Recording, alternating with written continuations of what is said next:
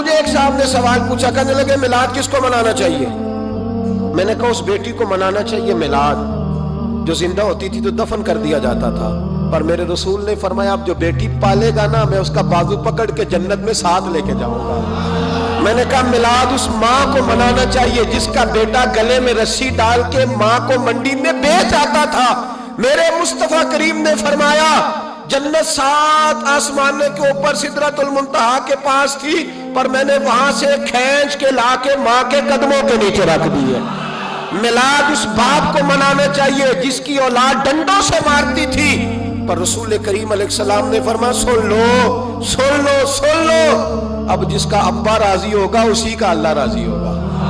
میں نے کہا میلاد اس غریب کو منانا چاہیے جو بھینس کی طرح بکری کی طرح منڈی میں بکتا تھا، پر مصطفیٰ نے کالے رنگ والے حبشی غلام کو سینے سے لگا کے کہا غریبوں کو چھوٹا نہ سمجھنا، میں اللہ کا رسول جب جنت میں جاؤں گا تو آگے بھی غریب ہوں گے، پیچھے بھی غریب ہوں گے، دائیں بھی غریب ہوں گے، بائیں بھی غریب ہوں گے۔ فرمایا امیر ویٹنگ لسٹ میں ہوں گے، 500 سال بعد جنت میں جائیں گے، غریبوں کے لیے جنت کے دروازے 500 سال پہلے ہی کھلوا دوں گا۔ اسے منانا چاہیے، میلاد منانا چاہیے۔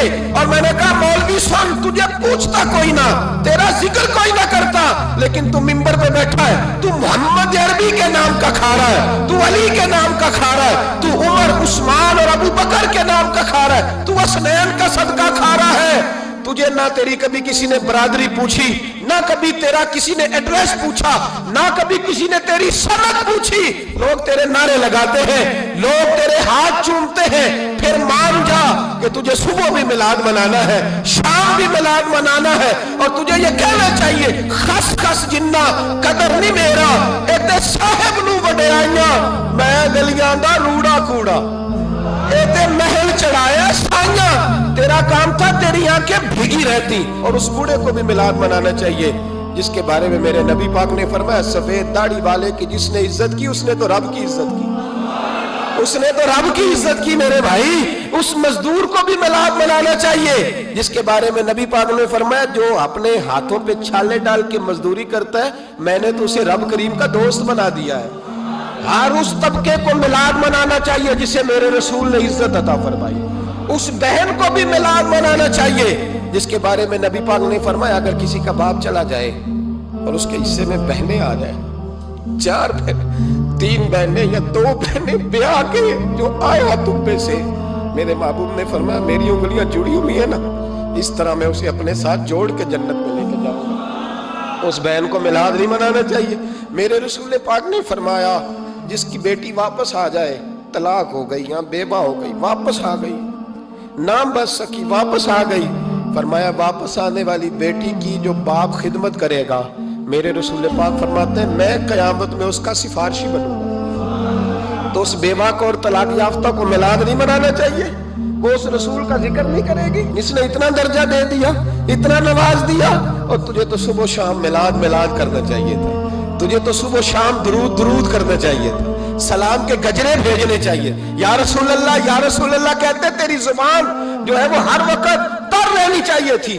تو بحث کر رہا ہے، تو اس پہ دلیلیں دے رہا ہے، تو اس پر باتیں کر رہا ہے۔ حضرت عمر سے پوچھنا، حضرت عمر سے، جناب اسامہ بن زید رضی اللہ تعالیٰ عنہ حضور کے غلام تھے، نبی پاک ان سے بڑا پیار کرتے تھے۔ ایک جنگ میں پیسے آئے، حضرت عمر فاروق رضی اللہ تعالیٰ عنہ نے 25,000 دیا اپنے بیٹے کو، اسامہ بن زید کو 50,000 دینار دیے۔ بیٹا کہنے لگا ابا جی وہ تو چھوٹے ہیں، میں بڑا ہوں، وہ حضور کے زمانے میں بچے تھے، میں جہاد کرتا تھا، یہ آپ نے کیا کیا؟ حضرت عمر رو پڑے، کہنے لگے بیٹا یہ تیرے باپ کے سر پر جو عزت کے بال ہے یہ مصطفیٰ کے اگائے ہوئے ہیں۔ یہ نبی پاک، اسامہ سے نبی پاک کا پیار بڑا تھا، حضور کی محبت بڑی تھی۔ بیٹا اس کے ناک سے ریٹ نکلتی تھی تو رسول پاک اپنے ہاتھوں سے صاف کر دیتے تھے، حضور اس کو گود میں بٹھاتے تھے۔ میں کیسے بھول جاؤں رسول پاک کے احسانات کیسے۔ حضرت عمر جا رہے تھے تو مکے کے رستے میں ایک تنا آیا، کھجور کا خشک تنا، حضرت عمر نے اس کو بازو میں لے کے رونا شروع کر دیا۔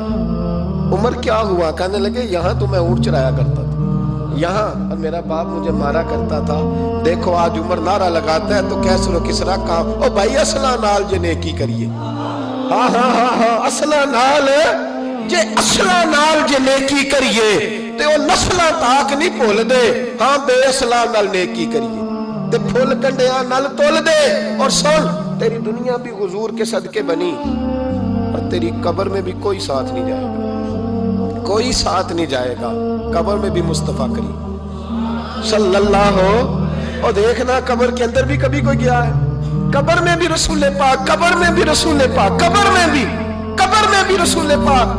میرے استاد فرمایا کرتے تھے بتاؤ جس قبر میں نبی پاک آئیں گے وہاں عذاب کیا ہونا ہے؟ جب حضور ہی آ گئے تو عذاب کیا ہونا ہے؟ نبی پاک تو جدھر سے گزر جائیں رب وہ جگہ جنت بنا دیتا ہے، وہاں کیا عذاب ہونا ہے؟ وہاں تو دیدار ہونا ہے، تیری قبر میں بھی نبی پاک۔ اور حضور نے فرمایا میزان عمل پہ عمل تلیں گے تو پھر بھی میں تمہارے پاس ہوں گا۔ حضور علیہ السلام نے فرمایا پل صراط سے گزرو گے تو پھر بھی میں تمہارے پاس ہوں گا۔ اور میرے رسول پاک علیہ السلام نے فرمایا جب تم جنت میں جانے لگو گے تو پھر بھی میں تمہارے، تو بتا تیرے رسول تو ہر وقت تیرے ساتھ ہے، تو کب کب نبی پاک کے ساتھ ہوتا ہے؟ تو بتانا تو کب کب نبی پاک کے ساتھ؟ میں چھوٹے جلسے کا قائل ہوں، لمبی محفل میں گزارش کرتا ہوں دوستوں سے کہ لمبا جلسہ نہ کرو، لیکن ایک جگہ پہ میں گیا تو ایک بڑے پڑھے لکھے آدمی نے مجھے کہا مولانا ان کو سمجھائیں، آدھی رات تک بٹھائے رہتے ہیں، ان کو سمجھائیں۔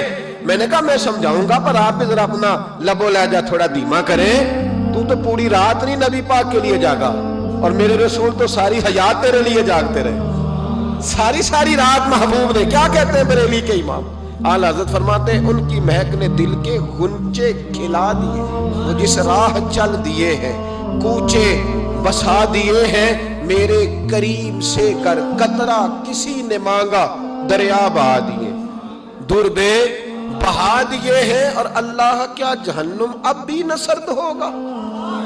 اللہ کیا جہنم اب بھی نہ سرد ہوگا؟